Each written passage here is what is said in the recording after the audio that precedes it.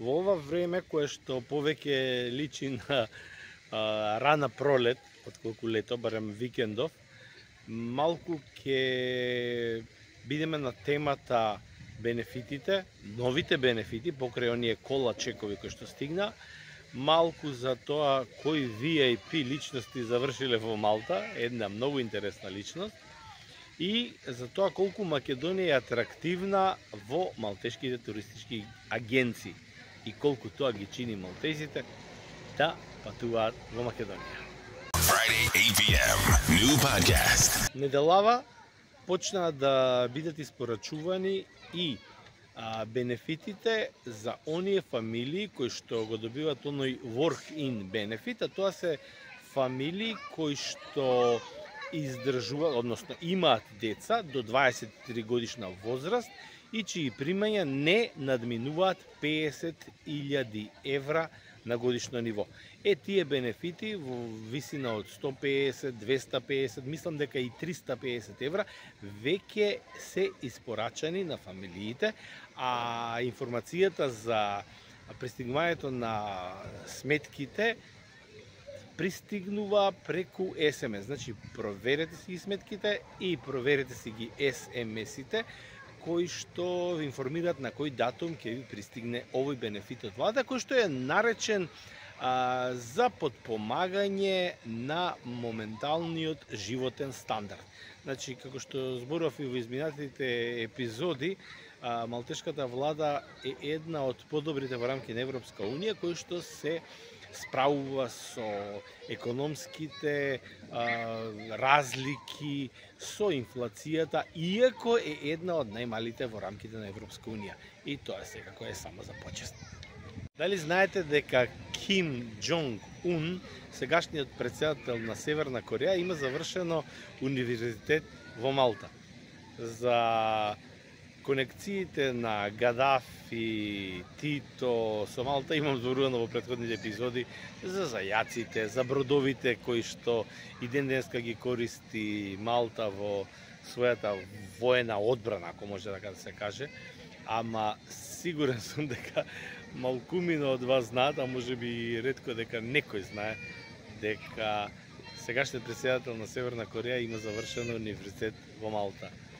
Да, тука има дипломирано и токму после периодот од кога Малта добива влез во, пред да добие влез во Европска Унија, бидејќи предходно по добивањето на независност едноставно е оставена сама да се снаоѓа со целата инфраструктура што и престои, во тој период пред да влезе во Европска Унија и после независноста, Малта, Северна Кореја ја опремува комплетно со оружје.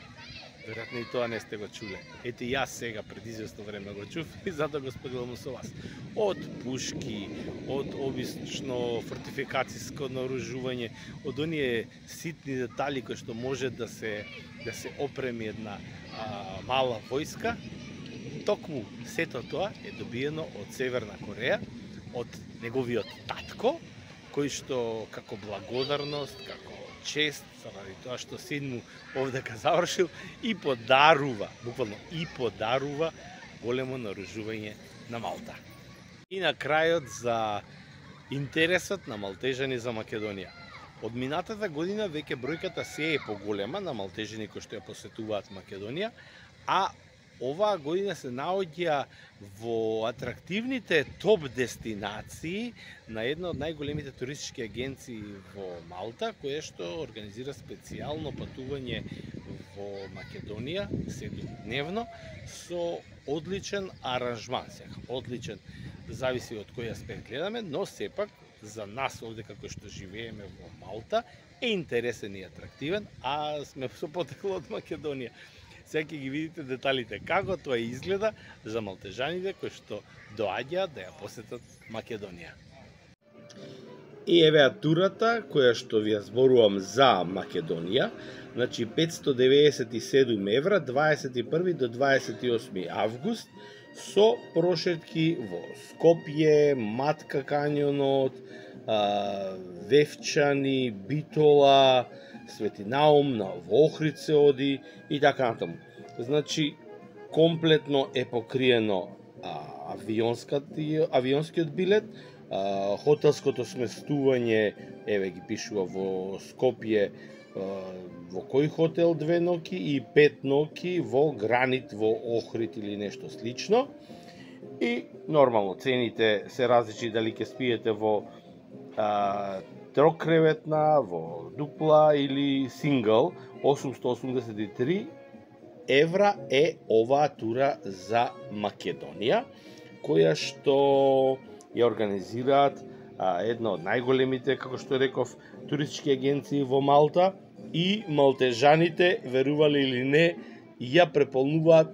Оваа тура, барем минатата година, беше буквално комплетно покриена. Можно е да бидат организирани и понатаму уште некои датуми, ако биде оваа година, еве овој за летниот период е првиот датум што го забележавме.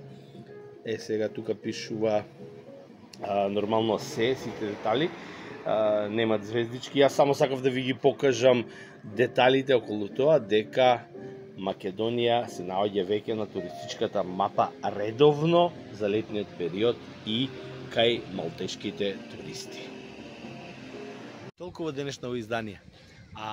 Викендов може да очекуваме вакво променливо време како што е денеска и вчера, снеово и утре и во недела, и од понеделник повторно стабилно, со многу сончеви денови, практично веќе ладното ќе може да го очекуваме после ноември. Како и да е, уживајте и користете ги сончевите прекрасни слободни часови.